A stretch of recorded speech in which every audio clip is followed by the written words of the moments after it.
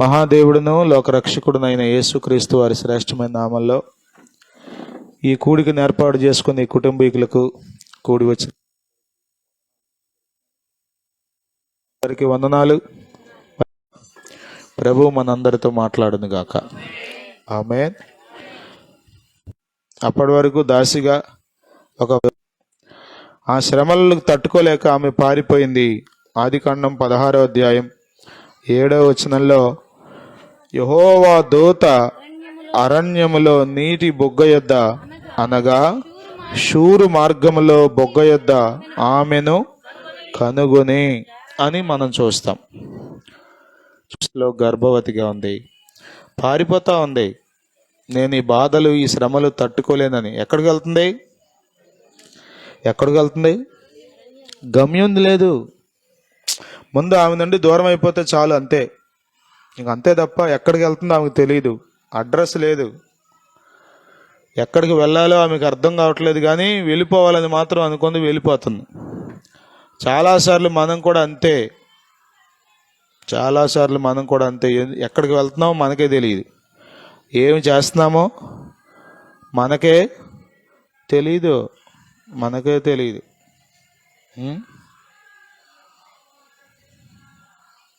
ఒక ఆయన అంటున్నాడు, సార్ ఫ్రీ బస్ వచ్చిన తర్వాత మా వ్యాపారం పడిపోయిందండి, ఏ చిన్న సామాన్లు కావాలన్నా బందరు వెళ్ళిపోయి తెచ్చుకుంటున్నారండి, ఇక మా దగ్గరికి రావట్లేదు, ఎందుకంటే ఫ్రీనేగా, రాను పోను ఛార్జీలు కూడా లేవుగా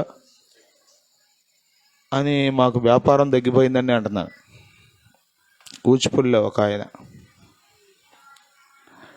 గమనించండి, అంటే మనిషి ఒక ప్రయాణం చేస్తున్నాడండి, ఎందుకు చేస్తున్నాడో తెలుస్తుంది, ఎక్కడికి వెళ్తున్నాడో తెలుస్తుంది. కానీ ఈమె అరణ్యంలో పడిపోతా ఉంది. ఎందుకు పోతుందో ఆమెకే తెలియదు, వెళ్ళిపోతా ఉంది.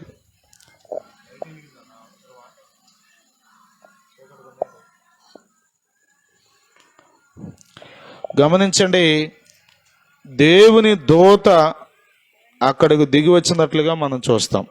దేవుని స్తోత్రం. ఎట్లా వచ్చింది? దేవుడే అతనిని పంపాడు. అంటే ఆమె పారిపోవడం ప్రారంభించినప్పుడే దేవుడు చూశాడు, ఆమె దిక్కులేని అనాథగా అయిపోతుంది, ఆమె పరిస్థితి ఏంటో ఆమెకి అర్థం కావట్లేదు. కాబట్టి ఆమెతో మాట్లాడడానికి, ఆమెకు గురి చూపించడానికి, ఆమెను సరైన దారిలో పెట్టడం కోసం దేవుడే తన దూతను పంపాడు. మనం ఆరాధించే దేవుడు మనలను పట్టించుకునే దేవుడు. దేవుని స్తోత్రం. హల్లెలూయా. ఎంత గొప్పవాడండి ఆయన. ఆకాశము నా సింహాసనం, భూమి నా పాదపీఠం కదా. యెషయా గ్రంథం 40వ అధ్యాయం మీరు చదవండి, దేవుని గొప్పతనం మనకు అక్కడ అర్థమవుతుంది. దేవుడు ఎలాంటి వాడు? చాలామంది దేవుణ్ణి ఊరకే ఏదో గాడి కట్టేస్తున్నారు. కనబడిన వాళ్ళల్లా దేవుడు అంటున్నారు, కనబడిందల్లా దేవుడు అంటున్నారు. బైబిల్ చదివితే యెషయా గ్రంథం 40వ అధ్యాయంలో చూడండి, 12వ వచనం, తన పుడిసిటిలో జలములు కొలిచిన వాడు ఎవడు? పుడిసిటి అంటే తెలుసు కదా, గుప్పిలి. జలాలు అంటే నీటిని కొలవగలరా? వాస్తవ సంగతి ఏంటి తెలుసా? ప్రపంచంలో 3 వంతులు నీరుంది, 1 వంతే భూమి ఉంది. 3 వంతులు నీరుంది. ఇంత నీరుని ఎవరు కొలవగలరు చెప్పండి? ఇంకా విచిత్రం ఏంటంటే, ఈ భూమి ఎక్కడుందో తెలుసా? నీళ్ళ మీద ఉంది. నీళ్ళ మీద ఏదైనా వస్తువు నిలబడద్దా? నీటికి తనలో ముంచేసుకునే స్వభావం ఉంది. దేవుడు ఎవరు అనుకుంటున్నావు? తన పుడిసిటిలో జలములు కొలిచిన వాడెవడు? జేనతో ఆకాశముల కొలకు చూచిన వాడెవడు? భూమిలోని మన్ను కొలపాత్రలో. ఓరి నాయన, జేసీబీలు పెట్టి, ప్రొక్లైన్లు పెట్టి, టర్బోలు పెట్టి ఎంత తోలుతున్నారో. పాత ప్రభుత్వం ఇసుక దోచేసిందంటారు ఏళ్ళు, వీళ్ళ తర్వాత ఇంకొకళ్ళు వాళ్ళు అంటారు వాళ్ళు దోచేశారంటారు ఏళ్ళు. మళ్ళా రెడీ అయిపోతుంది నదుల్లో ఇసుక కదా. ఎవరిది ఇంత సృష్టించింది చెప్పండి? నీవు ఆరాధించే దేవుడు సృష్టికర్తేనా? నీవు ఆరాధించే దేవుడు నిన్ను చూచే దేవుడేనా? నీవు ఆరాధించే దేవుడు నిన్ను పట్టించుకునే దేవుడేనా? నీ బాధను గ్రహించే దేవుడేనా ఆయన? ఎవరనుకుంటున్నావు దేవుడు? అంటున్నాడు, భూమిలోని మన్ను కొలపాత్రలో ఉంచిన వాడెవడు? త్రాసుతో పర్వతములను తూచిన వాడెవడు? తూనిక చేత కొండలను తూచినవాడు ఎవడు? 18వ వచనం, కావున మీరు ఎవనితో దేవునిని పోల్చుదురు? ఏ రూపమును ఆయనకు సాటి చేయగలరు? విగ్రహమును చూడగా శిల్పి దానిని పోతపోయిను, కంసాలి దానిని బంగారు రేకులతో పొదుగును, దానికి వెండి గొలుసులు చేయును. విలువగల దానిని అర్పింపజాలని నీరసుడు తుచ్చని మ్రాను ఏర్పరచుకును. కదలని విగ్రహమును స్థాపించుటకు నేర్పుగల పని వాని వెదకి పిలుచుకును.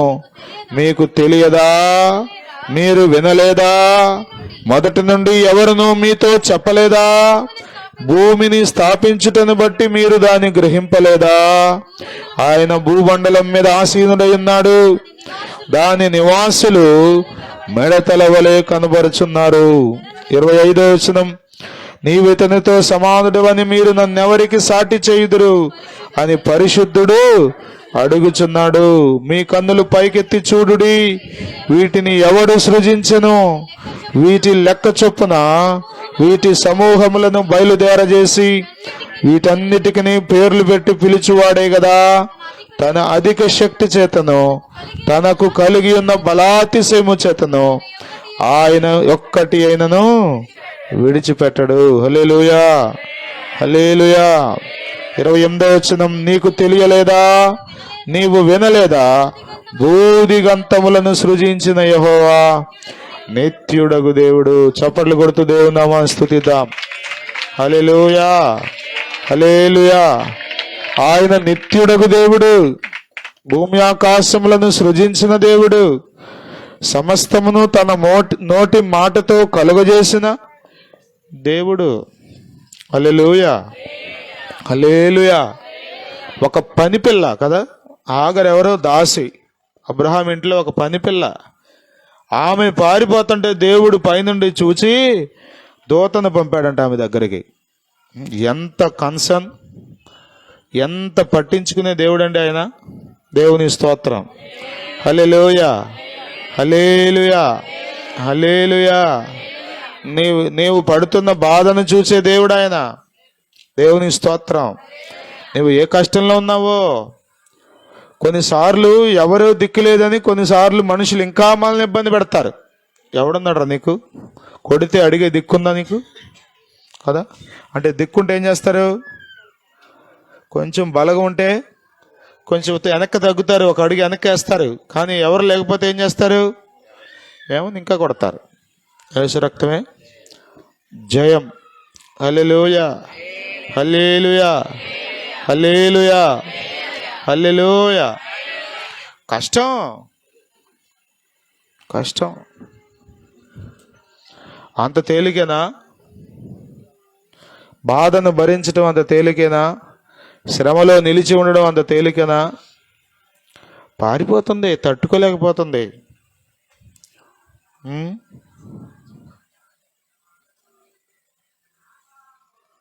ప్రియమైన వార్లారా, హాగరును దేవుడు చూచాడు. దేవుని స్తోత్రం. హాగరు దగ్గరకు దేవుడు తన దూతను పంపాడు. దేవుని స్తోత్రం. మీకు ఊరికి అర్థం కోసం చెప్తాను. ఒక మనిషి మీ దగ్గరికి వచ్చి తలుపు తట్టి, నేనండి ముఖ్యమంత్రి గారు పంపించారు అనగానే మీకు ఎట్లా ఉంటుంది? మాకేం ఉండదండి అన్నట్టు చూస్తున్నారంటే మరి మీరు. మాకు పెద్ద ఏం లెక్కన రోజు వస్తారండి మా ఇంటికి అన్నట్టు చూస్తున్నారండి. చెప్పండి, ముఖ్యమంత్రి గారు పంపించారండి మీ ఇంటికి రమ్మన్నారండి అన్నా అనుకోండి, ఎట్లా ఉంటుంది మీకు? వాడుతున్నారు కదా తాలూకా అని, ఎక్కువ అయిపోయింది తాలూకాలు బ్యాచ్. యేసు రక్తమే జయం. ఎవరి తాలూకా అయినా యెహోవా దూత. దేవుని స్తోత్రం. హల్లెలూయా. దేవుని దగ్గర దూతలు ఉన్నారు. శారాయి, ఈ పిలుపు ఉందో చూసారా? హాగరు అంటే కొంచెం బాగుండేదేమో, కానీ ఆమెను ఎలా గుర్తు చేస్తున్నాడో తెలుసా? ఎక్కడి నుంచి పరిగెత్తుకొస్తుంది, కానీ ఏమని పిలుస్తున్నాడు? శారాయి మాటలే విన్నాను, అబ్రాము భార్యనైపోయాను,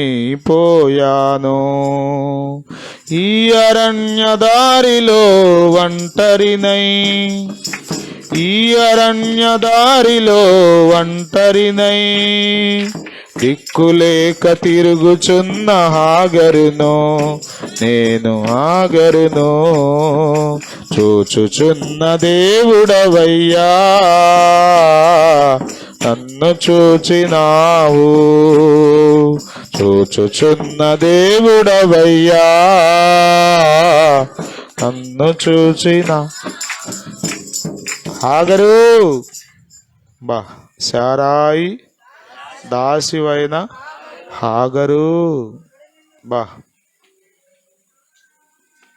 దేవునికి నీ పేరు తెలుసు, నీ చరిత్ర తెలుసు, నీ పుట్టుపూర్వత్రాలు తెలుసు. చాలాసార్లు మనం ఏమనుకుంటామంటే దేవుని దగ్గర ప్రార్థన చేస్తే కానీ దేవునికి తెలియదేమో మన కష్టమని.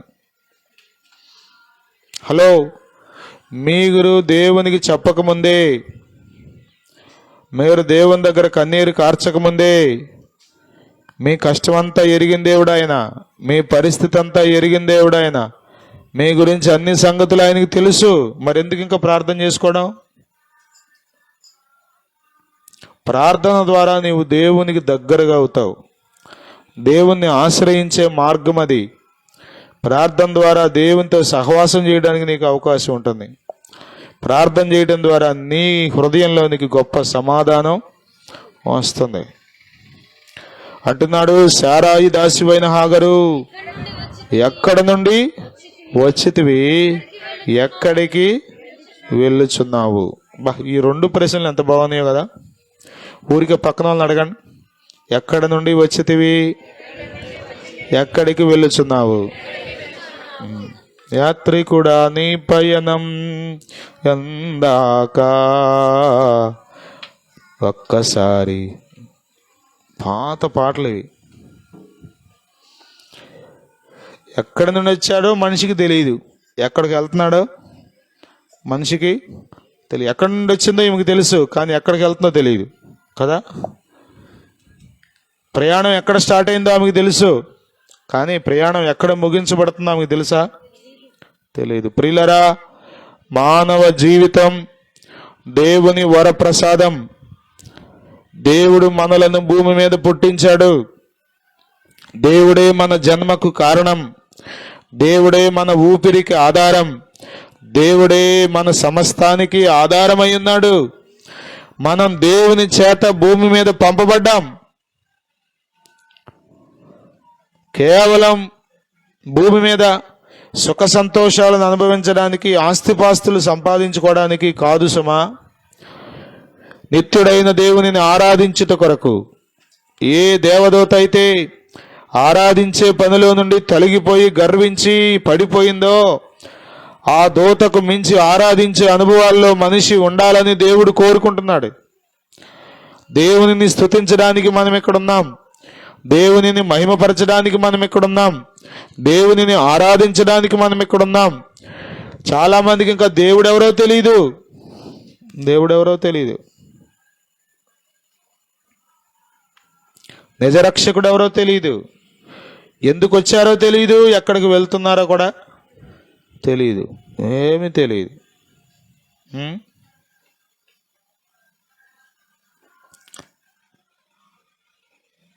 ఒక ఆయన అడిగా అంట, బాబు ఎక్కడికి వెళ్తున్నావు, ఏంటి నీ ఆలోచన అంటే, నేనండి 10th క్లాస్ వరకు ఇక్కడ చదువుతాను, ఆ తర్వాత ఇదిగో ఇంటర్మీడియట్ అక్కడికి వెళ్తాను, ఆ తర్వాత ఇదిగో ఇంజనీరింగ్ చేస్తాను, ఆ తర్వాత ఇదిగో గొప్ప కంపెనీలో జాబ్ సంపాదిస్తాను, ఆ తర్వాత డబ్బులు సంపాదిస్తాను, మంచి ఇల్లు కట్టుకుంటాను, మంచి ఏర్పాట్లన్నీ ఏర్పాటు చేసుకుంటాను, ఆ తర్వాత పెళ్లి చేసుకుంటాను,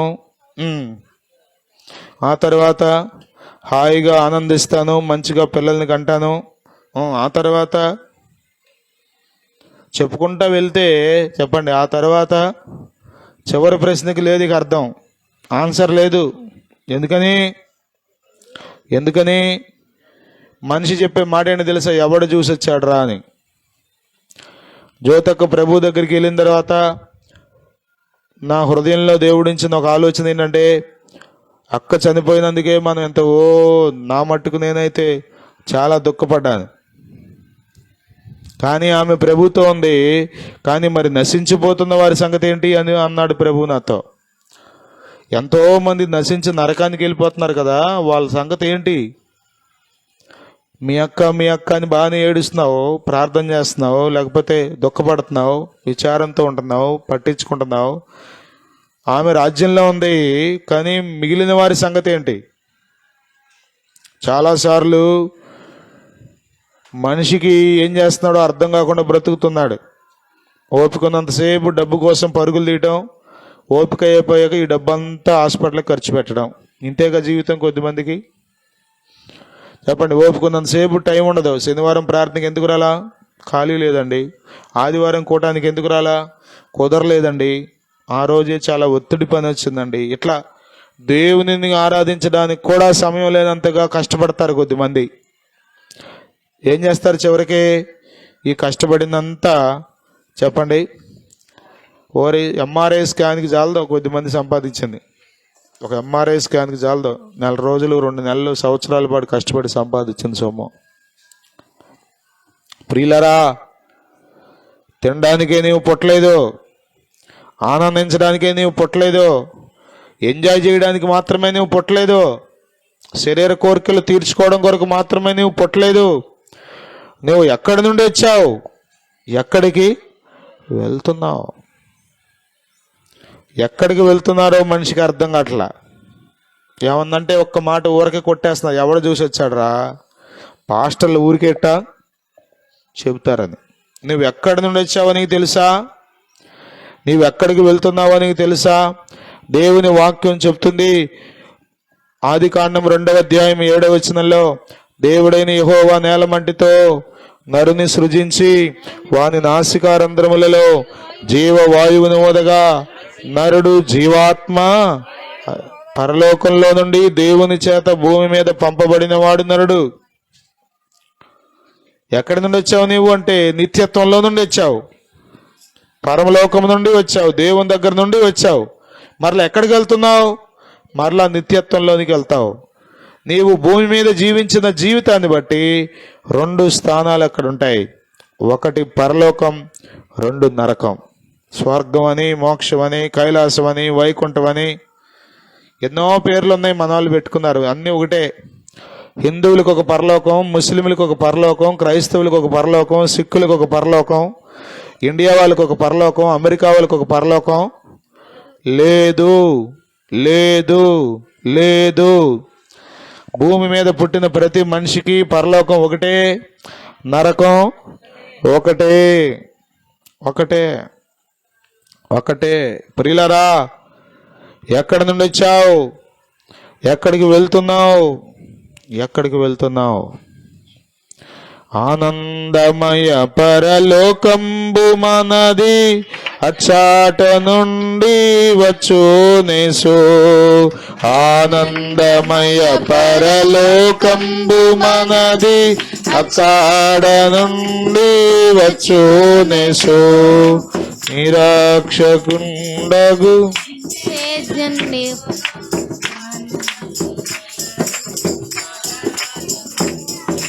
సియోను పాటలు సంతోషముగా పాడుచు సియోను వెళ్ళుదము. సియోను పాటలు సంతోషముగా పాడుచు సియోను వెళ్ళుదము. ఆనందమయ పరలోకంబు మనది, అచాట వచ్చునేసు. ఆనందమయ పరలోకంబు మనది, అక కాడ నుండి వచ్చునేసు సియోను గీతము సంపూగా కలసి పాడేదము ప్రభు యేసుకు జై. సియోను గీతము సంపూగా కలసి పాడేదము ప్రభు యేసుకు జై. ఐగుప్తును విడచినట్టి మీరు అరణ్యవాసులై ధరలో ఐగుప్తును విడచినట్టి మీరు అరణ్యవాసులై ధరలో నిత్య నివాసములేదిలలోన నేత్రాలు కానానుపై నిల్పుడి. నిత్య నివాసములేదిలలోన నేత్రాలు కానానుపై నిల్పుడి. హల్లెలూయా హల్లెలూయా హల్లెలూయా. ఇక్కడ నిత్యమైన నివాసం లేదు. ఇక్కడ పర్మనెంట్ గా ఉండడానికి ఏమి అవకాశం ఏరి ఒకవేళ ఉంటే అంతకుముందు చాలా మంది ఉన్నారుగా, కోటీశ్వరులు, ధనవంతులు, గొప్పవాళ్ళు, రాజులు, చక్రవర్తులు, ప్రధానులు, వాళ్ళు ఉండేవాళ్ళుగా జాగ్రత్తగా. పర్మనెంట్ ప్లేస్ ఉంటే ఇక్కడ ఇది నిత్యమైన నివాసం కాదు. మనం ఒక చోటకు వెళ్ళవలసిన వారమై ఉన్నాం. అది నిత్యమైనది. దేవుని స్తోత్రం. ఎక్కడి నుండి వచ్చావో నీకు అర్థం అవ్వాలి, ఎక్కడికి వెళ్తున్నావో నీకు అర్థం అవ్వాలి. ఒక ఆయన అన్నాడు కానా పేనా సోనా అంట. కానా పేనా సోనా, తినటం తాగడం పడుకోవడం అంట. ఇదే అంట జీవితం. అంతేనా అంతేనా అంతేనా? తినడానికైనా అక్కడికి వచ్చింది చెప్పండి. ప్రియమైన వాళ్ళారా, జ్ఞాపకం చేసుకోండి. నువ్వు ఎక్కడికి వెళ్తున్నావో నీకు అర్థమవుతుందా? నీ జీవితపు ముగింపు ఏంటో నీకు అర్థమవుతుందా? అర్థమవుతుందా? మానవ జీవితానికి ప్రారంభం ఉంది, ముగింపు ఉంది. ప్రారంభం ఉంది మనకు తెలుసు, అదే పుట్టినరోజు అంటాంగా, ఓ మంచి సందడి చేస్తాం. ముగింపు కూడా ఉంది, అదే మరణం. ఆ మరణం తర్వాత నువ్వు ఎక్కడికి వెళ్తున్నావు? ఏముందండి, మట్టిలో కలిసిపోతే గాలిలో కలిసిపోతే ఎవడు మెట్ట వేదాంతం చెప్తారు కొద్దిమంది. అట్లా కాదు. ప్రియమైన వాళ్ళారా, నీవు దేవుని చేత సృజించబడ్డావు, పరలోకం నుండి భూమి మీదకు పంపబడ్డావు, నిత్యత్వంలో నుండి ఈ భూమి మీదకి వచ్చావు, మరలా నీవు నిత్యత్వంలోనికి వెళ్తావు. అది నీకు అర్థం అవ్వాలి. ఈ దూత అంటుంది, సారాయి దాసివైన హాగరు, నీవెక్కడి నుండి వచ్చావు, ఎక్కడికి వెళుచున్నావని అడిగినందుకు అది నా యజమానురాలైన సారా యొద్ద నుండి పారిపోవచ్చున్నాను నేను. నిజమే చెప్పిందా అబద్ధం చెప్పిందా? చెప్పాలి. కొద్దిమంది అండి అసలు దేవుని దగ్గరికి వచ్చి కూడా అబద్ధాలే కదా. ఎంత ఘోరం. మనం ఆరాధించే దేవుడు మన హృదయ అంతరంగాలు ఎరిగిన దేవుడు. మన స్థితిగతులన్నీ ఎవరు చెప్పకుండానే ఎరిగిన దేవుడు ఆయన. యోహాను సువార్త 2:24 అనేక మార్లు మీకు జ్ఞాపకం చేస్తా. ఆయన మనుషుని హృదయముని ఎరిగినవాడు. ఆయనకు ఏ మనిషి గురించి ఎవరు సాక్ష్యం చెప్పవసరం లేదు. ఎవరో చెప్తే నీకు దేవుని గురించి తెలిసిందనుకో, మాకు నీ గురించి ఎవరు చెప్పవసరం నీకు, నీ గురించి దేవునికి అంతా తెలిసిన దేవుడు ఆయన. దేవుని స్తోత్రం. హల్లెలూయా హల్లెలూయా హల్లెలూయా. బా, ఇదిగో యేసు ప్రభుని చూడాలనుకున్నాడు ఒక పొట్టివాడు, సొంకపు గుత్తదారుడు, గవర్నమెంట్ జాబ్ హోల్డరు. యేసు ప్రభుని చూడాలనుకున్నాడు, కానీ చూడలేకపోయాడు. చెట్టెక్కాడు, చూడాలనుకున్నాడు. యేసు ప్రభువును ఆయన చూడటం కాదు,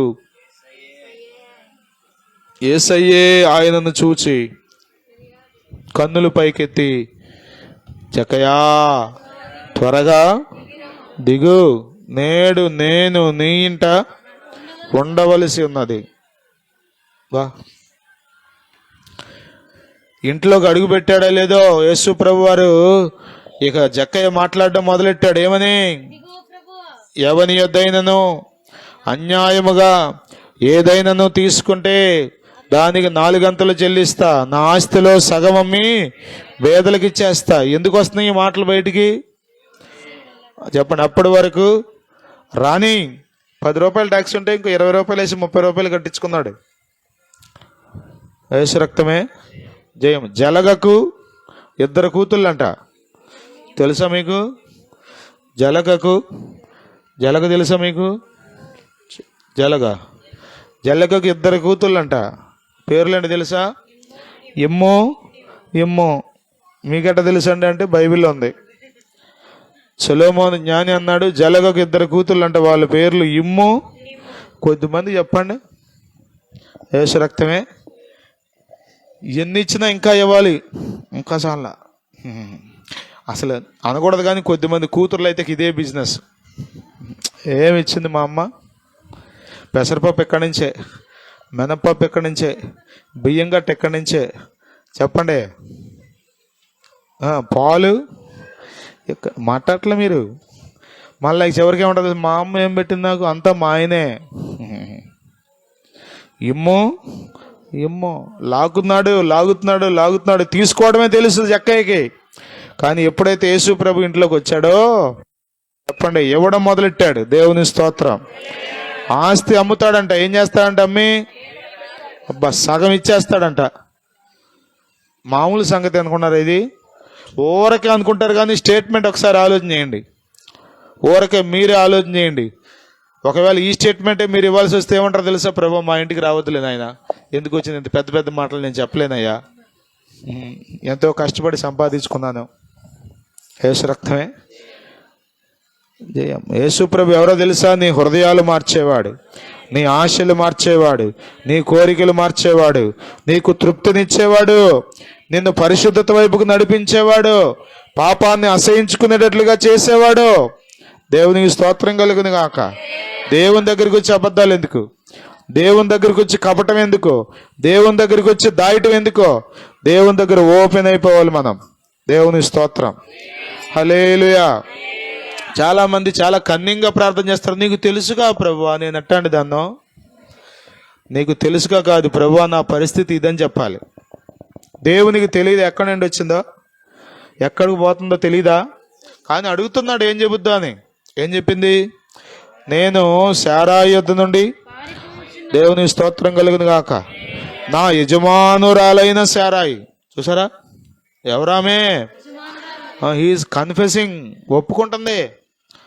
ఆమె నా యజమానురాలు, ఆమె దగ్గర నుండి నేను పారిపోవచ్చున్నాను. చదవండి.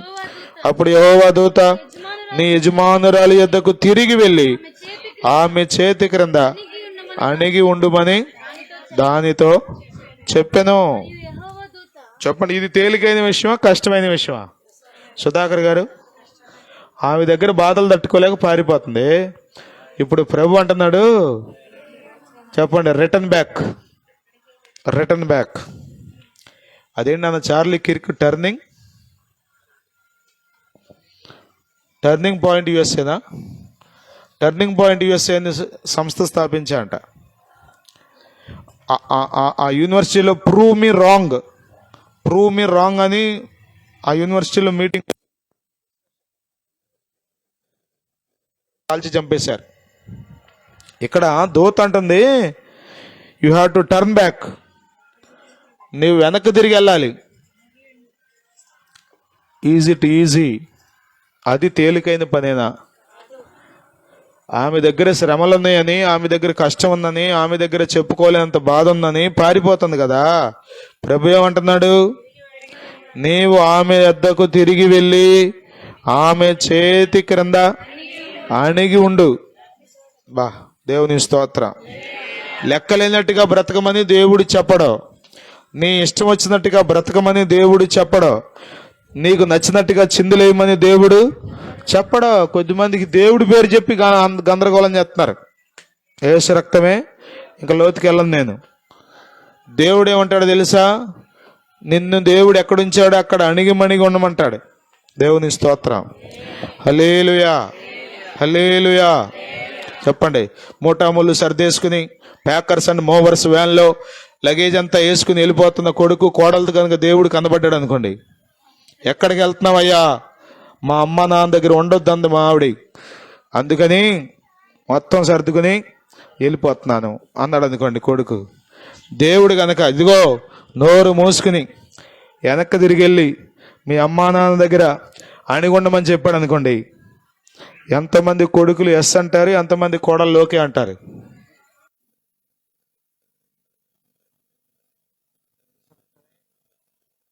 అద్భుతం ఏంటో తెలుసా? పారిపోయే ఈమె దేవుని మాటను మేరకుండా లోబడి తిరిగి వచ్చి కొట్టండి. హల్లెలూయా, హల్లెలూయా. చాలాసార్లు మనం వాక్యం వింటాం కానీ మనకు నచ్చితేనే చేస్తాం, మనకు నచ్చినంత వరకే చేస్తాం కదా. వాక్యం ఎంత గుర్తుండదు మీకు? మీకు నచ్చినంత వరకు గుర్తుండదు. కొంచెం కష్టంగా ఏదైనా ఉందనుకోండి, మీకు సంబంధించింది ఏదైనా తగిలింది అనుకోండి,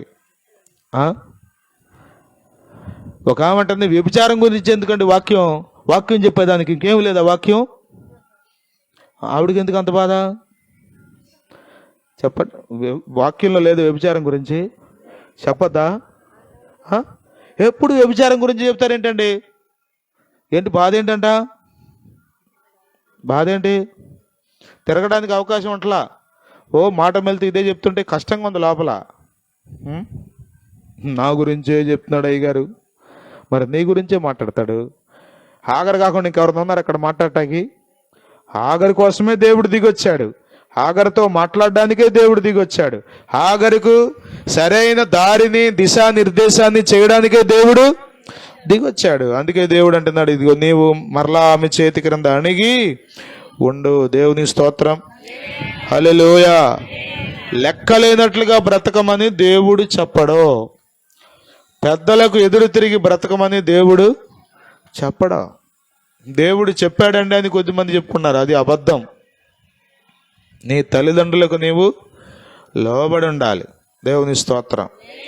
పెద్దలకు నీవు లోబడి ఉండాలి, వారితో మర్యాదగా నడుచుకోవాలి. కొంచెం కష్టమైనా కానీ లోబడాలి. అర్థమవుతుందా? లోబడాలి, లోబడాలి. ప్రియులరా, హాగరుతో దేవుడు చెప్తాడు, నీవు అణిగుండమ్మా, మరియు అంటున్నాడు, నీ సంతానమును నిశ్చయముగా విస్తరింపజేసేదను, అది లెక్కింపజ వీలు లేనంతగా విస్తారమగుదని దానితో చెప్పెను. మరియు యెహోవా దూత, ఇదిగో యెహోవా నీ మొరను వినెను. గట్టిగా ఒకసారి చప్పట్లు కొట్టండి. హల్లెలూయా, హల్లెలూయా. ఇదిగో యెహోవా నీ మొరను. దేవుడు ఎవరో తెలుసా? చెప్పండి.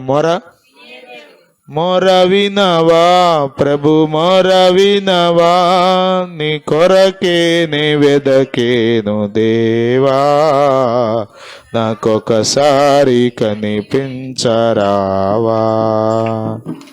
మొర వినవా ప్రభు, మొర వినవా. మొర వినడాయన, మొర వినడాయన. బా, ఎవరున్నారు ఈమెకి బ్యాక్గ్రౌండ్?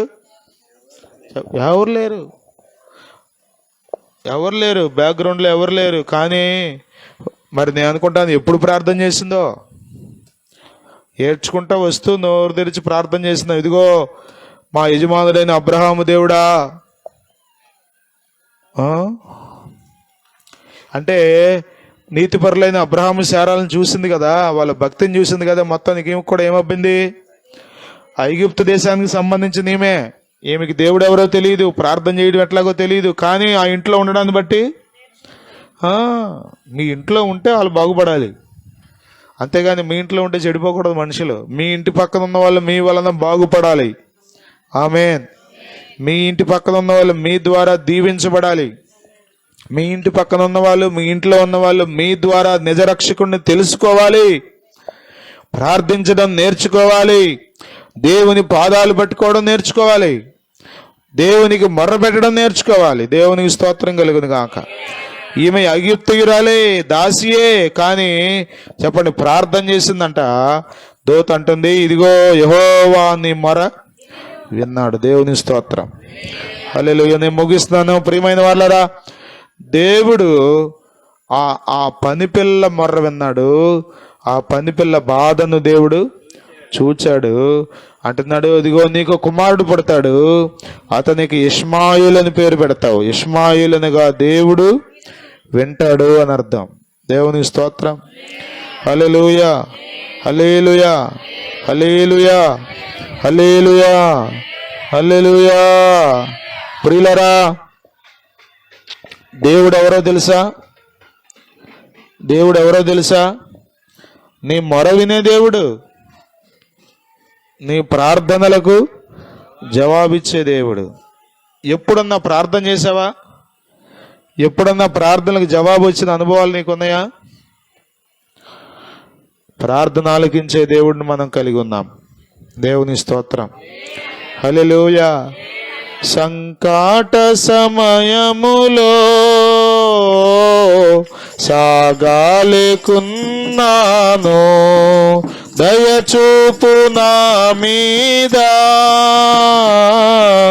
అని నేను మర్ర పెట్టగా. చెప్పండి, ఏ సమయం? ఏ సమయం?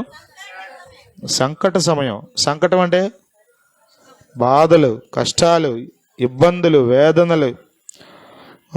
దయచూపు నా మీద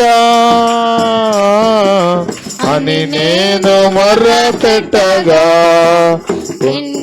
నంటివి నా మొరను నీవు తోడు ఉండు నంటివి. ఓ యేసుని ప్రేమ ఎంతో మహనీయమో, ఆకాశ తార పర్వత సముద్ర ములకన్న గోపాది. ఆకాశ తార పర్వత సముద్ర ములకన్న గోపాది. ఓ యేసుని ప్రేమ. హల్లెలూయా, హల్లెలూయా. ప్రియులరా, ఒక శుభవార్త ఏంటో తెలుసా? నువ్వు ఎక్కడున్నావో, ఒంటరిగా ఉన్నావో, 10 మందిలో ఉన్నావో, ఏ పరిస్థితిలో ఉన్నావో, కానీ నీ ఒక చిన్న ప్రార్థన చేస్తే దేవుడు నీ ప్రార్థన వినడానికి సిద్ధంగా ఉన్నాడు. నీకు జవాబు ఇవ్వడానికి సిద్ధంగా ఉన్నాడు. నీకు కార్యం చేయడానికి ఆయన సిద్ధంగా ఉన్నాడు. నీవు అరణ్యంలో ప్రార్థన చేస్తున్నావా? బాత్రూంలో కొద్దిసార్లు ఇంట్లో ప్రార్థన చేసుకోవడానికి ఉండదు కొద్దిమందికి. ఏంటి ప్రార్థన? చెప్పండి, లేచిపోతారు అంతే, తాజుపాము లేచినట్టు. ఇక ఆమె ఏం చేస్తుంది పాపం? ఆ స్త్రీ బాత్రూమ్కి వెళ్ళి స్నానం చేసుకుంటా ఏడ్చుకుంటుంది. ప్రభువా, నాకు కృప చూపవా నాయనా. గొప్ప శుభవార్త ఏంటో తెలుసా? నీవు ఎక్కడి నుండి ప్రార్థన చేసినా, ఏ పరిస్థితిలో ఉండి ప్రార్థన చేసినా ప్రభు నీ మొర్ర వింటాడు. హల్లెలూయా, హల్లెలూయా. ప్రార్థన ఆలకించే దేవుడు రక్షకుడైన యేసుక్రీస్తు. ఆమేన్, హల్లెలూయా. ఇదిగో యెహోవా నీ మొరను విన్నాడు. ఆశ్చర్యం ఏంటి తెలుసా? ఒక పని పిల్ల కుమారుడే గాని ఇష్మాయేలు. చెప్పండి, ఇప్పుడు అరబ్బు దేశంలో 12 తెగల అరబ్బులందరికీ మూల పురుషుడు అయ్యాడు. ప్రపంచంలో డబ్బు అంతా ఎక్కడుందో తెలుసా? అరబ్బుల దగ్గరే ఉంది. అంతగా దేవుడు వారిని, ఇదిగో ఆ రోజు దేవుడు ప్రార్థిన్నాడు. ప్రియమైన వాళ్ళ, నీ ప్రార్థన ఊరికే పోతుంది అనుకున్నారా? నీ పిల్ల తరాలకు ప్రభు దీవిస్తాడు. నీ ఒకవేళ ఉంటావో ఉండవో నాకు తెలియదు, కానీ నీ బిడ్డలను, నీ వంశాన్ని ప్రభు దీవిస్తాడు. హల్లెలూయా. నీ కష్టంలో నుండి నిన్ను విడిపిస్తాడు. నీ వ్యాధిలో నుండి నిన్ను స్వస్థపరుస్తాడు. నీ పరిస్థితులన్నిటి నుండి నిన్ను బాగు చేసి నిన్ను ఉద్ధరించే దేవుడు ఆయన. నిన్ను లేవనెత్తే దేవుడు ఆయన. నిన్ను స్థిరపరిచే దేవుడు ఆయన. క్రీస్తునే బండ మీద నీ పాదములు నిలబెట్టే దేవుడు ఆయన. జగటగల దొంగ ఊబిలో నుండి నిన్ను లేవనెత్తే దేవుడు ఆయన. హల్లెలూయా. నీ నోట క్రొత్త కీర్తన ఉంచే దేవుడు ఆయన. దేవునికి స్తోత్రం కలుగును గాక. హల్లెలూయా, హల్లెలూయా, హల్లెలూయా. భయపడమాకు, ఆందోళన చెందమాకు, కలవరపడమాకు, పరిస్థితులను చూసి బేజారిపోమాకు. రక్షకుడైన యేసు నీ కొరకున్నాడు. హల్లెలూయా. నీ కొరకు ప్రాణం పెట్టిన ప్రభువు నీ కొరకున్నాడు. నీ కొరకు రక్తం చిందించిన శాశ్వతమైన ప్రేమతో నిన్ను ప్రేమించుచున్న ప్రభువు నీతో కూడా ఉన్నాడు. నీవెప్పుడు ప్రార్థన చేసినా సరే. దేవుని స్తోత్రం. హల్లెలూయా. పగలు లేదు, రాత్రి లేదు, చెప్పండి, ఒంటరితనం లేదు, అందరిలో లేదు. నీవు ఒకవేళ పైకి చెప్పుకోలేకపోతున్నామో మనసులో ప్రార్థన చేస్తున్నామమ్మో. ఆ స్టీవెన్సన్ గారు రాశాడు, మనసు మూగగా అని రాశాడు. కొన్నిసార్లు మనసులోనే మూగగా మాటలు బయటికి రావు. ఒక చోట రాయబడింది, డియర్ ఫాదర్ అని 2 కన్నీటి చుక్కలు ఉన్నాయి, ఆమెనని ఉంది. అంటే ఏం చెప్పుకోవడానికి లేదు, కన్నీరు తప్ప. అయినా నీ కన్నీరు అర్థం చేసుకోగలిగిన దేవుడు ఆయన. నీ కన్నీరు తొడవగలిగిన దేవుడు ఆయన. నీ పరిస్థితులన్నిటినీ సరిచేయగలిగిన దేవుడు ఆయన. దేవునికి స్తోత్రం కలుగును గాక. అర్థం కావట్లేదేమో నీ పరిస్థితులు, అయోమయంగా ఉందేమో ఈ పరిస్థితులు, ఇంకెంతకాలం ఈ బాధలు, ఇంకా ఎంతకాలం అనుకుంటున్నామేమో. ఒక్క చిన్న ప్రార్థన నీ పరిస్థితులన్నీ మార్చివేస్తుంది. ఒక్క చిన్న ప్రార్థన నీ పరిస్థితులన్నిటిలో జయాన్ని నీకు ఇస్తుంది. నీ కన్నుల నుండి కారిన కన్నీళ్లు తుడిచివేస్తుంది. నీ హృదయంలో ఆనందం, నోటి నిండా నవ్వును కలుగజేస్తుంది. వీటన్నిటికీ కారణం చెప్పండి, హాగరు చెప్పండి ప్రార్థన చేసింది. దేవుడు అంటున్నాడు, యెహోవా నీ మొర్ర విన్నాడు. నిర్గమకాండం 2:23-25 వచనాల్లో ఇశ్రాయేలీయులు ఐగుప్తు దేశంలో పెట్టిన ఆ మొర్రంట దేవుడు విన్నాడు, వారిని దేవుడు చూచాడు అని మనం చదువుతాం అక్కడ. దేవుని స్తోత్రం కలుగును గాక. హల్లెలూయా, హల్లెలూయా. పొరుగు దేశంలో ఉన్నావా? నిన్నెరుగని ప్రజల మధ్యలో ఉన్నావా? నీకేమీ అర్థం కావట్లేదా? అర్థం కావట్లేదా? అందరి మధ్యలో, అందరూ తెలిసిన వాళ్ళ మధ్యలో ఉండడం వేరుగా ఉంటుంది కదా జీవితం. మీకు అర్థం అవడం కోసం ఉదాహరణ చెప్తా. షూనేమీరాలు ఎలీషా దగ్గర ఎంతో పరిచయం చేసింది, శ్రద్ధాభక్తులు కనపరిచింది. ఆమెను చూసి అంటాడు, ఏయ్ ఫోన్ అండి పిల్లలకి లేదు, పెద్దవాళ్ళకి లేదు, ఎవరి కాళ్ళు బిజీనే. ఇక దానిలో మొహం పెడితే ప్రపంచాన్ని మర్చిపోతారు, ఇక అంతే.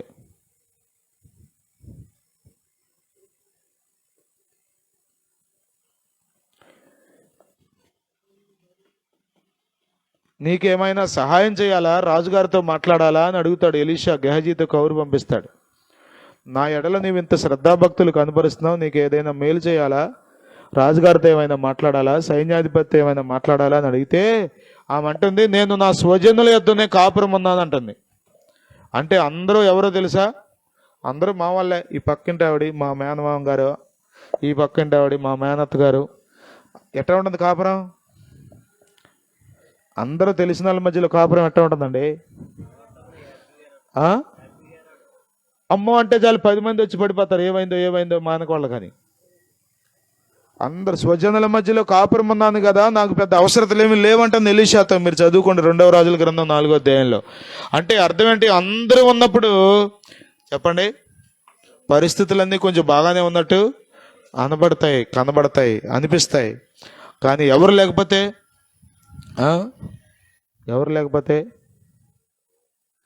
కష్టమే కదా. ఎవరు లేకుండా ఉన్నావా? ఏ దిక్కు తోచకుండా ఉన్నావా? కన్నీళ్ళే అన్నపానాలైనయా? నిరీక్షణ అంటూ లేకుండా నిరాశతోనే బ్రతుకుతున్నావా? ఇక ఇంతే చాలు, జీవితం అయిపోయింది అనుకుంటున్నావా? ఈ రాత్రి నీకు ఒక శుభవార్త. నీవు ఉన్న స్థలంలో ఒక చిన్న ప్రార్థన చేసి చూడు. యేసయ్యా, నా కన్నీళ్లు తుడువయ్యా, నా కష్టాలు చూడయ్యా, నా పరిస్థితి మార్చయ్యా అని ఒక చిన్న మాట నీ మనసులో నుండి ప్రార్థన చేయటం ప్రారంభించు. ప్రభు నీ మొర వినేవాడై ఉన్నాడు, నీ కన్నీరు తుడిచేవాడై ఉన్నాడు. దేవుని స్తోత్రం. హల్లెలూయా, హల్లెలూయా. దేవుడు నీ మొర వింటాడు. ప్రియమైన వాళ్ళ యేసు ప్రభు అంటే ఎవరు అనుకున్నావు? దేవుళ్ళలో ఒకడు కాదు. ఆయనే దేవుడు, ఆయనే జీవముగల దేవుడు, ఆయనే మహోన్నతుడైన దేవుడు, ఆయనే ప్రార్థన ఆలకించే దేవుడు, ఆయనే నిన్ను చూచే దేవుడు, ఆయనే నిన్ను పరామర్శించే దేవుడు, ఆయనే నీ కొరకు ప్రాణం పెట్టిన దేవుడు, ఆయనే నీ కొరకు మరణమును గెలిచి తిరిగి లేచిన దేవుడు. త్వరగా నీ కొరకు రాబోతున్న దేవుడు, పరలోకమందు నీ కొరకు స్థలములు సిద్ధపరచుచున్న దేవుడు ఆయన.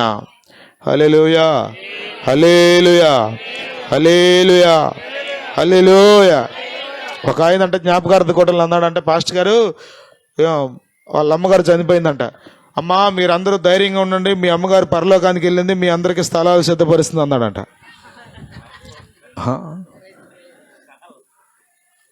ఇప్పుడు మనం కూడా ఒక్కొక్కరిని పంపించుకోవచ్చుగా పైకి. సరే అమ్మ నువ్వు వెళ్ళిరా అమ్మ, నువ్వు వెళ్ళి కొంచెం మా అందరికీ. ఎవడు సిద్ధపరుస్తాడు స్థలాలు? ఆయనకు అంతవరకు అర్థమైంది వాక్యం. అంటే వాళ్ళని ఆదరించాలనే క్రమంలో కొంచెం డోస్ ఎక్కువైంది వ్యవహారం. అది పచ్చి అబద్ధం. నీ కొరకు స్థలాలు సిద్ధపరిచేవాడు మీ అమ్మ కాదు, మీ నాన్న కాదు, పరలోకంలో స్థలాలు సిద్ధపరిచేది ప్రభువే. దేవుని స్తోత్రం. తానుండే రాజ్యంలో నిన్ను కూడా ఉంచే దేవుడై ఉన్నాడు ఆయన. తానున్న సింహాసనం మీద నిన్ను కూర్చోబెట్టుకుంటాడు ఆయన. పరిపాలన చేసే అవకాశాన్ని ప్రభు నీకు ఇస్తాడు. హల్లెలూయా, హల్లెలూయా. యేసు కావాలా? యేసయ్యను రక్షకుడిగా అంగీకరిస్తావా? యేసయ్యని హృదయంలో చేర్చుకుంటావా? ఒక చిన్న ప్రార్థన చేస్తావా? పరిస్థితులన్నీ మారిపోతాయండి. పరిస్థితులన్నీ మారిపోతాయి. దిక్కు తోచక తిరుగుతున్న హాగరు, ఏం చేయాలో పాలుపోక గురి లేకుండా తిరుగుతున్న హాగరు, దేవుడు ఆమె జీవితాన్ని దీవించాడు. ఆమె గర్భవాసంలో నుండి వచ్చిన కుమారుని దీవించాడు. ఆయన గొప్ప వాగ్దానాలు అతని కొరకు చేశాడు. వాటన్నిటినీ ఇప్పటికీ నెరవేర్చుతూనే ఉన్నాడు. ప్రియమైన వాళ్ళరా, యేసు ప్రభు ఎవరో తెలుసా? నిన్ను ప్రేమిస్తున్న దేవుడు. శాశ్వతమైన ప్రేమతో నిన్ను ప్రేమిస్తున్నాడు. మనుషులు అంతగా ప్రేమించరు నిన్ను. విచారం ఏంటంటే, మనం మనుషుల దగ్గర నుండి ఇలాంటి ప్రేమను ఆశిస్తున్నాం. మనుషులు ఎలా ప్రేమించగలరు? శాశ్వతమైన ప్రేమతో ఏ మనిషి నిన్ను ప్రేమించలేడు. అర్థమవుతుందా? ఏదో ఒక రోజు నిన్ను అపార్థం చేసుకుంటాడు, ఏదో ఒక రోజు నిన్ను తప్పుగా మాట్లాడతాడు, ఏదో ఒక రోజు నిన్ను ఇబ్బంది పెడతాడు, ఏదో ఒక రోజు నీ గురించి చెడుగా ప్రకటిస్తాడు. కానీ ప్రభు ఉన్నాడే, చెప్పండి, నిన్ను అర్థం చేసుకుంటాడు ఆయన.